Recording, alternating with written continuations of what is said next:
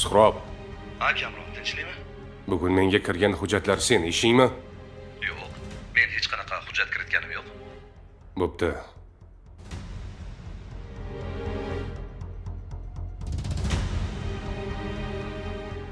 Bu akamning ishi bo'lsa kerak.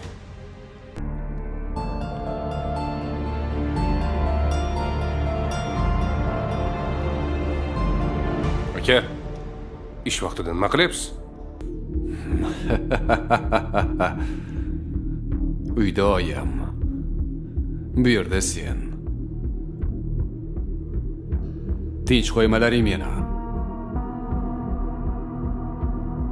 Aka, bu yer sizga bemalol ichib kayf qiladigan joy emas. Boshlandi.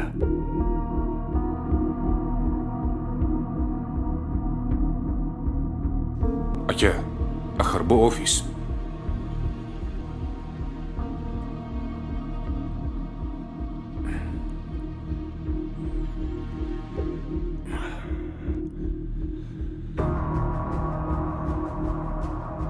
Menga rahbarligingni minnat qilyapsanmi?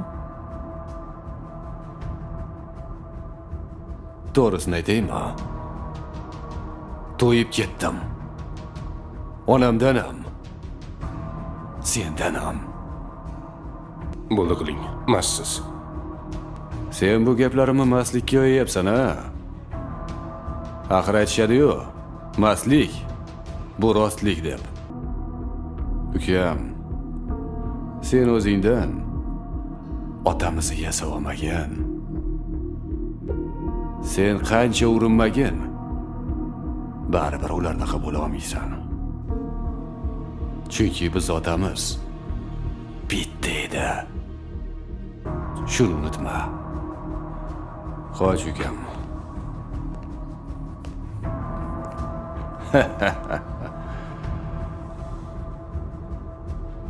Bitta edi.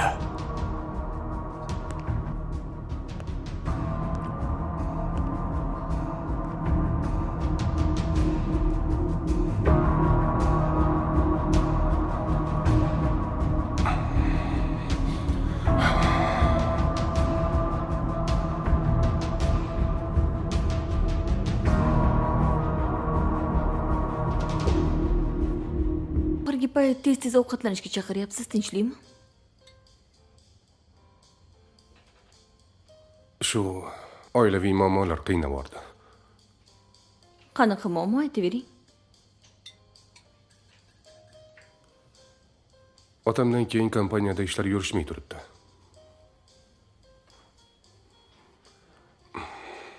Bu yoqda esa oilaviy muammolar ko'payib ketyapti. Akam onam bilan kelisha olmay, nuqul muammolar yasayapti. Unda bir oilaviy yig'ilib gaplashsanglar bo'lar ekan. Balki muammoning yechimi topilar. To'g'ri aytasiz.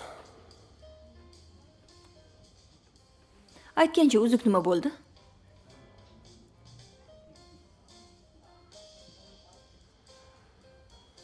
Bilmadim.